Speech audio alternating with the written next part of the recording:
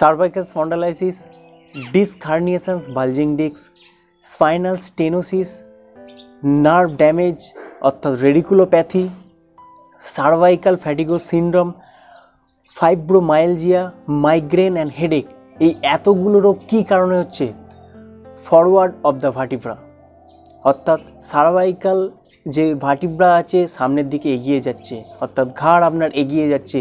এই ঘাড় এগিয়ে যাওয়াটা এই মুহূর্তে দাঁড়িয়ে প্যান্ডামিক সিচুয়েশান ক্রিয়েট করছে আমাদের হোল অফ দ্য ওয়ার্ল্ড বা ভারতবর্ষে সবচেয়ে বেশি। তো এর পেছনে রিজন কী আছে? অবশ্যই অতিরিক্ত মোবাইল ইউজ করা। অতিরিক্ত মোবাইল ইউজ করার জন্য ঘাড় নিচু করে আমাদের ঘাড় সামনের দিকে এগিয়ে যাচ্ছে, ঘাড়ের সেন্টার অফ ফোর্স চেঞ্জ হচ্ছে, অর্থাৎ সেন্টার গ্র্যাভিটি চেঞ্জ হচ্ছে। অনেকেই আছে অফিসে ওয়ার্ক করছে, কম্পিউটার ইউজ করছে সারাক্ষণ ঘাড় নিচু করে, বা অফিস ওয়ার্ক করছে পেপার পেন নিয়ে ঘাড় নিচু করে। তো এই কারণে আমাদের ঘাড়ের সমস্যা দিনের পর দিন বেড়েই চলেছে, আর এতগুলো সমস্যা দেখা দিচ্ছে। তো এর হাত থেকে কি সাধারণ মানুষ মুক্তি পাবে না? অবশ্যই মুক্তি পাবে যদি আপনারা ভিডিওটি শেষ অবধি দেখেন, আমার সাথে থাকেন। আমি সুব্রত, একজন কনসালটেন্ট ফিজিওথেরাপিস্ট। আজকে আপনাদের এই নেক সমস্যার সমাধান করে দেবো। তো সকলেই শেষ পর্যন্ত আমার সাথে থাকুন। দেখুন, ঘাড় এগিয়ে যাওয়াটা একটা দারুণ সমস্যা তৈরি করেছে। যাদের ঘাড়টা এইভাবে এগিয়ে যাচ্ছে, তারা কি খেয়াল করছেন যে ঘাড়টা এইভাবে সামনের দিকে এগিয়ে যাচ্ছে, পিঠটা এরকম ঢুকে যাচ্ছে? দিনের পর দিন থাকার ফলে কি হচ্ছে, এটা আপনার বডির সাথে অ্যাডজাস্ট করে ফেলছে। এই যে সমস্যাটা হচ্ছে, ঘাড় এগিয়ে যাচ্ছে, ঘাড় এগিয়ে যাওয়ার ফলে কি সমস্যা প্রধানত দেখা দিচ্ছে? আমাদের যে মাথার ওজন আছে 4.5 থেকে 5.5 কিলো একজন অ্যাডাল্ট মানুষের মাথার ওজন। তো এই মাথার ওজন একদম যখন আপনার ঘাড় স্ট্রেট থাকছে, অর্থাৎ এটা যখন আমাদের যে কনকেভ পজিশানে থাকছে, তখন কি হচ্ছে, লোডটা সহজে ট্রান্সফার করে দিচ্ছে। তো যখনই আমাদের ঘাড়টা সামনের দিকে এগিয়ে যাচ্ছে, তখন কি হচ্ছে, সেন্টার অফ ফোর্স চেঞ্জ হচ্ছে। দেখুন, এই যে ভার্টিব্রাটা একদম প্রমিনেন্ট হয়ে যাচ্ছে আমাদের C7। যখন এই ঘাড়টা এগিয়ে যাচ্ছে, পেছন দিকে যে সকল ট্রাপিজিয়াস মাসেল আছে সেই মাসেলকে ওভার রিয়্যাক্ট করতে হচ্ছে।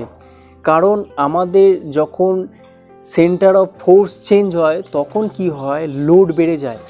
আপনি একটা যে কোনো জিনিস এখানে ধরে রাখতে পারবেন, যখন এখান থেকে ধরবেন দেখবেন এখানে খুব তাড়াতাড়ি ব্যথা হয়ে যাচ্ছে। তো যত কাছাকাছি থাকবে তত ভালোভাবে আপনি ক্যারি করতে পারবেন, যত দূরে যাবে তত আপনার ক্যারি করতে সমস্যা হবে, শোল্ডারের উপরে বেশি প্রেসার আসবে। তো সেরকমই যতক্ষণ আমাদের নেক ঠিকঠাক পজিশানে থাকবে, ততক্ষণ আমাদের মাথার ওজন ক্যারি করতে সুবিধা হবে। এই যে C7 স্পাইনাস প্রসেসটা দেখতে পাচ্ছেন, এটা আরও প্রমিনেন্ট হয়ে যাচ্ছে, আরও এগিয়ে আসছে। বুঝতে পারছেন, আমি যত ব্যান্ড করছি এটা এগিয়ে আসছে। তখন কি হচ্ছে, পুরো ফোর্সটা এবং ওয়েট বাড়ার সাথে সাথে মাসেলের মধ্যে টেনশান বেড়ে যাচ্ছে। তো মাসেলের মধ্যে যখন টেনশান বাড়বে, পরবর্তীকালে কি হবে, যখন মাসেল ঠিকঠাক কাজ করতে পারবে না, তখন সব লোডটা গিয়ে পড়বে এই জায়গায় C6, C7 অ্যান্ড T1 এই ভার্টিব্রাল কলামের মধ্যে লোডটা এসে যাবে। থোরাক্স জংশনের মধ্যে যখনই এসে যাবে, তো আমাদের কিন্তু নার্ভের সমস্যা দেখা দিয়ে দেবে। নার্ভের সমস্যা কিভাবে দেখা দিচ্ছে, দেখুন, এখান দিয়ে যে নার্ভগুলো পাস হচ্ছে, পেরিফেরাল নার্ভ, অর্থাৎ স্পাইনাল কর্ড থেকে যে বেরিয়ে আসছে পেরিফেরাল নার্ভ অফ ব্রাঞ্চেস। তো এই ব্রাঞ্চ নার্ভগুলোর মধ্যে আমাদের ডিস্ক কম্প্রেশন হয়ে প্রেসার আসবে, তখনই আমাদের কিন্তু সমস্যাগুলো দেখা দেবে। মাইগ্রেনের মতো সমস্যা দেখা দেবে, হেডেকের মতো সমস্যা দেখা দেবে, ভোমিটিং টেন্ডেন্সি আপনার মধ্যে চলে আসতে পারে। মাথা গোল গোল করে, যে আমাদের যখনই হেডেক দেবে মাথা ঘুরতে থাকবে, অর্থাৎ ভার্টিগো সিচুয়েশান আপনার বডির মধ্যে ক্রিয়েট করতে পারে। কারণ এখানে যে নার্ভগুলো আছে, এই নার্ভগুলো আমাদের মাথার এই সাইডগুলোকে, এই যে অক্সিপিটাল বোনটা দেখতে পাচ্ছেন, এই জায়গাগুলোকে পরিচালনা করে, এবং এখান দিয়ে আমাদের ভেগাস নার্ভ পাস হয়। তো এই নার্ভের মধ্যে যদি কম্প্রেশন এসে যায়, আর এখানে যে লাল দেখতে পাচ্ছেন, এখান দিয়ে আমাদের ট্রান্সভার্স ফোরামেনের ভেতর দিয়ে আমাদের মাথার পেছন দিকে, দেখুন এই যে মাথার এই পেছনে দেখুন, পেছন অংশতে কি থাকে, সেরিবেলাম থাকে, তারপরে মেডুলা অবলাঙ্গটা থাকে। তো এদেরকে ব্লাড সাপ্লাই করে আমাদের এই ভার্টিব্রাল আর্টারি, এটা আমাদের ট্রান্সভার্স ফোরামিনের ভেতর দিয়ে পাস হয়।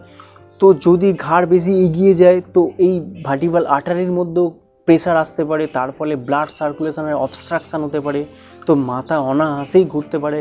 আপনি যখন হাঁটবেন আপনার পা দুলতে পারে, মানে মনে হচ্ছে আমি ব্যালেন্স হারিয়ে যাব, এই ধরনের নানান রকম সিমটম দেখা দিয়ে দিচ্ছে। এই একটাই কারণ কি, আপনার ঘাড় এগিয়ে যাচ্ছে, সামনের দিকে এগিয়ে যাচ্ছে, গ্র্যাভিটি চেঞ্জ হচ্ছে, ফোর্স চেঞ্জ হচ্ছে। তো এটা দিনের পর দিন চলতে পারে না, তাহলে আপনাকে সমস্যা বা বিপদে ফেলবে। তো তাহলে এ থেকে মুক্তির উপায় কি? অবশ্যই মুক্তির উপায় আছে। যারা অফিসে কাজ করছে, যারা ফোন ইউজ করছে, অতিরিক্ত ফোন ইউজ করছে, তাদেরকে বলবো ফোন ইউজ করাটা কমান। যদি এখন থেকে আপনারা অ্যালার্ট না হন, ইন ফিউচারে আপনাদের অনেক সমস্যা দেখা দিয়ে যেতে পারে। আমি যা রোগের নাম বললাম এগুলো তো দেখা দেবে, তার সাথে সাথে আরও সমস্যা দেখা দিয়ে যেতে পারে। যদি আপনার সার্জারি পর্যন্ত যেতে হয় তাহলে কি হবে, অল বডি সাফার করতে হবে। তো এই জায়গা থেকে রুখতে হলে অবশ্যই এই ভিডিওটা আপনাদেরকে সাহায্য করবে। যে এক্সারসাইজগুলো আপনাদেরকে দেখিয়ে দেবো সেই এক্সারসাইজগুলো প্রতিদিন আপনারা অভ্যাস করুন, বাড়িতে প্র্যাকটিস করুন, অফিসেও করতে পারেন কাজের ফাঁকে। যারা কম্পিউটার ইউজ করেন তাদেরকে আমি অবশ্যই বলবো অফিসে 1 ঘন্টা ছাড়া উঠে পড়ুন, উঠে একটু ওয়াক করে এসে আবার বসুন। অলরেডি এখন স্ট্যান্ডিং ডেস্ক এসে গেছে, অনেক কোম্পানি দেখছে যে আমাদের ওয়ার্কারদের প্রবলেম হচ্ছে, তো স্ট্যান্ডিং ডেস্ক বানাচ্ছে যেখানে কম্পিউটার দাঁড়িয়ে কাজ করতে পারবে, বসে কাজ করতে পারবে, এরকম একদম মুভেবল ডেস্ক বানানো হচ্ছে। বাড়ির মধ্যেও যারা ওয়ার্ক ফ্রম হোম করছেন তারা কিন্তু অন্তত একবার উঠুন, বসুন, এইভাবে কাজ করুন 1 ঘন্টা ছাড়া। যারা ফোন ঘাঁটছেন 1 ঘন্টা পরেই কিন্তু আপনার পজিশান চেঞ্জ করুন, ফোনটাকে দরকার হয় সামনে নিয়ে আসুন, দেখুন। এইভাবে ফোন ঘেঁটে আপনাদের ঘাড়ের সমস্যা আরও কিন্তু বেড়ে যাচ্ছে। যাদের অভ্যাস পাল্টাচ্ছে না তারা প্রতিদিন এই এক্সারসাইজগুলো করুন। এখানে একটা হাত রাখুন, হাত রেখে নেকটাকে পেছন দিকে পুশ করুন। 1 2 3 4 5 6 7 8 9 10, আবার ছেড়ে দেবেন, আবার পুশ করবেন। তো নিশ্চয়ই দেখতে পাচ্ছেন আমার নেকটা পেছন দিকে পুশ করে ঠিক ওই দিকে অ্যালাইনমেন্টটাকে ঠিক করার পজিশন তৈরি করছে।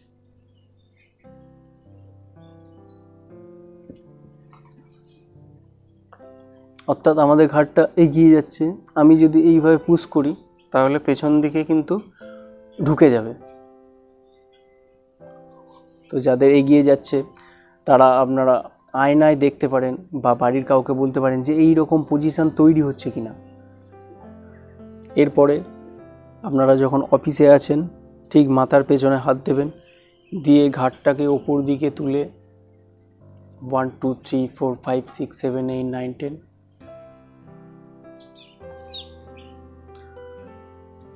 1 2 3 4 5 6 7 8 9 10। নেক্সট ঠিক এরকম আঙুলটা করবেন একদম আমাদের যে জাংশন, সেই জাংশনের কাছে, থোরাক্স জাংশনের কাছে আঙুলটাকে ঠিক এইভাবে পজিশন করে রাখবেন। রেখে হাতে এরকম প্রেসার থাকবে, প্রেসার দিয়ে নেকটাকে উল্টাবেন, উপর দিকে তাকানোর চেষ্টা করবেন। 1 2 3 4 5 6 7 8 9 10, রিল্যাক্স। আবার প্রেসার দেবেন 1 2 3 4 5 6 7 8 9 10, দেন রিল্যাক্স। আর যারা ডেস্ক ছেড়ে উঠতে পারবেন না, অর্থাৎ আপনার অফিসের ভীষণ চাপ আছে, আপনাকে কাজ করতেই হবে, তাদের ক্ষেত্রে বলবো আধ ঘন্টার ছাড়া আপনারা বডিকে স্ট্রেচ করবেন। একদম বডিটাকে সুঠান টান করে ঘাড়টাকে ওপর দিকে তুলে একটা স্ট্রেচ করবেন। 15 থেকে 20 সেকেন্ড স্ট্রেচটাকে ধরে রাখবেন। 1 2 3 4 5 6 7 8 9 10 11 12 13 14 15 16 17 18 19 20, তারপর রিল্যাক্স হবেন। এরকম করে 2বার কি 3বার করে নেওয়ার পরে আবার কাজে হাত দেবেন। এই এক্সারসাইজগুলো আপনারা যদি কাজের ফাঁকে ফাঁকে করেন তাহলে কখনোই আপনাদের নেক এগিয়ে যাবে না, আপনাদের সেন্টার অফ গ্র্যাভিটি ঠিক থাকবে, স্পন্ডালাইসিসের মতো রোগের হাত থেকে আর এই যে এতগুলো সিমটম দেখা দিচ্ছে এগুলো থেকে আপনারা মুক্তি পাবেন। তো আজকে থেকেই অভ্যাস শুরু করে দিন, যদি কেউ উপকৃত হন তো অবশ্যই আমাকে কমেন্ট বক্সে জানাবেন যে দাদা এই এক্সারসাইজগুলো করে আমি উপকৃত হচ্ছি এবং ধীরে ধীরে আমার পরিবর্তন ঘটাতে পারছি। তো সবাইকে রিকোয়েস্ট করব, যারা এই ধরনের কাজের মধ্যে যুক্ত আছেন, যারা দিনের পর দিন অতিরিক্ত ফোন ঘাটেন, তাদেরকে বলবো একবার আয়নার সামনে দাঁড়িয়ে আপনার পশ্চার অ্যালাইনমেন্টটা চেক করে নিন যে আপনার বডি স্ট্রেট আছে কি না।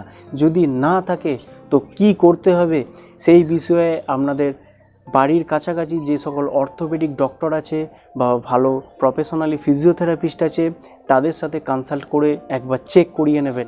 আজকের মতো এখানেই শেষ করলাম। যদি ভালো লাগে যাওয়ার আগে অবশ্যই চ্যানেলটি সাবস্ক্রাইব করে দিয়ে যাবেন, একটা লাইক দিয়ে যাবেন, আর যদি ভালো লাগে বন্ধু বান্ধবদের মধ্যে এবং পরিবারের মধ্যে শেয়ার করবেন, কারণ আপনি উপকৃত হয়েছেন মানে সেও উপকৃত হবে। তো প্রত্যেকেই শরীরের যত্ন নিন, সুস্থ থাকুন, ভালো থাকুন।